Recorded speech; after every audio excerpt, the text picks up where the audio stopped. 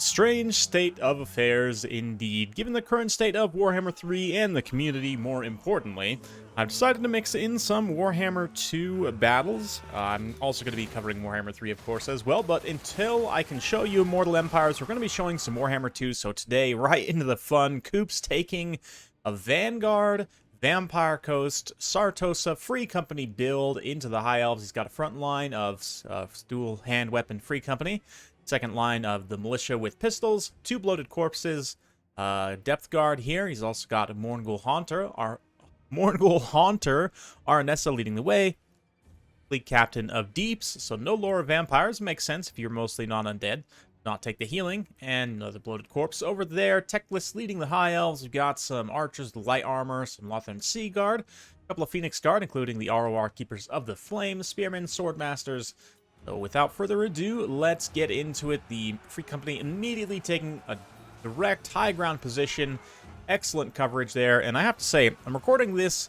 I haven't ever recorded Warhammer 2 on my new rig setup, and I'm very impressed. I haven't had any issues so far. Keep my fingers kind of crossed here that we don't have any the encoding issues that I was having on my last PC setup, but it does seem the new 12th gen Intel processor that I got from Creative Assembly does help quite a bit. But anyway, yeah, I've got a big old Flaming Sword of Ruin coming down from Techless here, giving a nice damage spike and magic damage. Not that the magic damage matters too much here.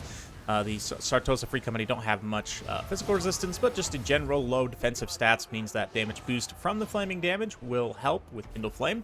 That being said, we've got Doggos attacking on the flanks here. Swordmasters defending well against the Sartosan Free Company. Scurvy Dogs getting right in there, dueling up, sort of 2-on-1 here on those Lothern Sea Guard is great, but Mourngul Haunter, unfortunately, just gets netted and absolutely blasted by the archers, but with the net being on cooldown, guess who's coming? The depth guard? Well, no. It's the bloated corpse. Oh, no!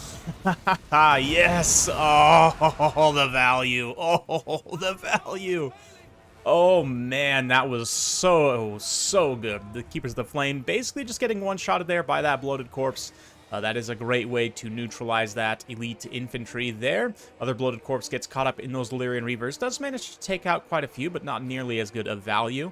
This other Phoenix Guard does get a regrowth dumped into it, Vigor Refresh, and of course a massive heal. This Vangeist's Revenge, unfortunately, is going to be pretty badly misplaced by Coops and mostly only hit his own troops. If he had got that like right down this line instead, on these Swordmasters and Lothern Sea Guard, that would have been incredible, but hey, you can't have all the great plays in the world, right?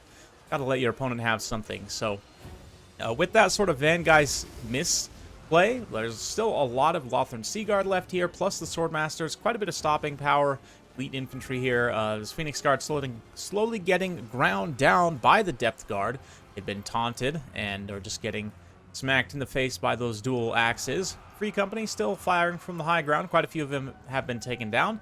Elf player's been doing a great job focusing his archers one by one to counterfire the Sartosa militia, even though they're not expensive in and of themselves individually, right? As taken as a whole, I mean, that's more than 2,000 points worth of Sartosa Free Company if you're taking 5 of them, and as a win condition, you do definitely need to get rid of them as quickly as possible, so I like the focus fire there from the archers. Once you've taken out the Mourngul Haunter, which is definitely, the biggest priority target, given that it causes terror and is relatively expensive, then moving on to the Free Company. The shielded Lothern Sea Guard also trading excellently here against Free Company. But here comes another Vangeist's Revenge. Coop's looking to make up for the last misplaced one. This one does manage to get some of the Swordmasters, but credit to the High Elf player there dodging that before he took too much damage. Swordmasters are still taking just lots of chip from everything. They get hit by that Tide Call there, which does lower their speed significantly. I'm used to Warhammer 3 where I can actually click the unit to get its card to stay here. Instead, I'll have to do it the old-fashioned way, but yeah, does give a little bit of a speed debuff there. That being said, they're still relentlessly pursuing these Sartosan militia. They probably should, honestly, just come in and rear charge these Depth Guard here to finish them off, but instead, kind of hanging these Phoenix Guard out to dry. The Phoenix Guard do get a desperate regrowth to try and stay alive, but there's only 14 of them, so they're not really going to be getting that much heals from it.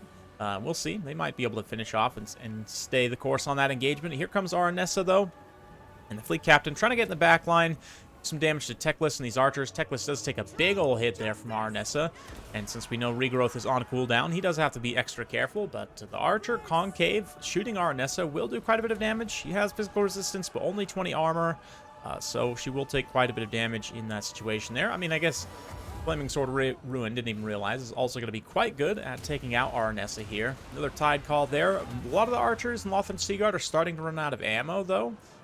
There is still enough ammo on this unit, pretty much individually, though, I think, to take out Arnessa, especially with the net there from Teclis. Point blank, just getting absolutely pin-cushioned in the face by Elven arrows. This is what I missed, honestly, is, you know, just Warhammer 2 in general. Elves and men and all the fun stuff.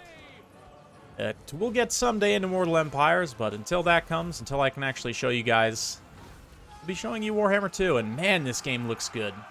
As said, I wasn't able to record it in this quality on my old setup, and I think the only thing I really changed from, you know, besides my graphics card burning out and me getting a new one from the manufacturer, it's a 3080, so it's the same exact graphics card.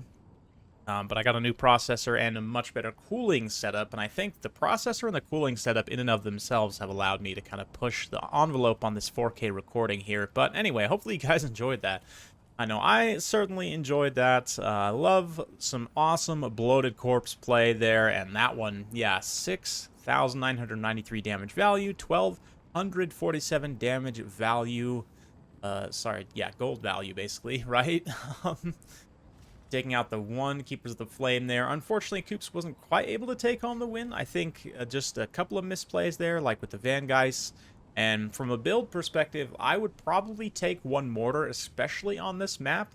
Just in general against the High Elves, I really like a mortar to counterfire archers and just provide that little bit of extra counter range pressure.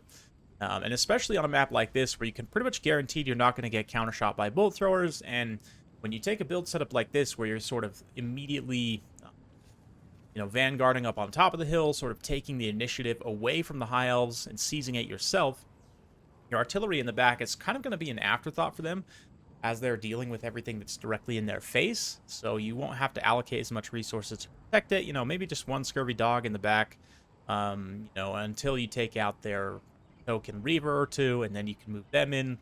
Just a little bit of food for thought. Personally, love mortars here just to take out High Elf archers. But anyway, yeah, in terms of Warhammer 2, let's actually look at the High Elves damage value here real quick. Go through these. Phoenix Guard actually do pretty well when they don't get, you know, absolutely exploded corpsed.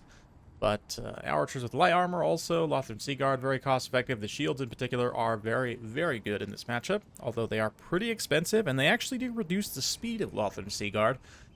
Not a lot of people realize, but the shielded variant is slower. Not that that matters too much, though, against zombies. Typically, Zartos and Free Company, of course, are quite a bit faster. The Depth Guard trading pretty well also, can be pretty decent in this matchup. Managed to avoid the Swordmasters, which was their one direct counter in this particular battle.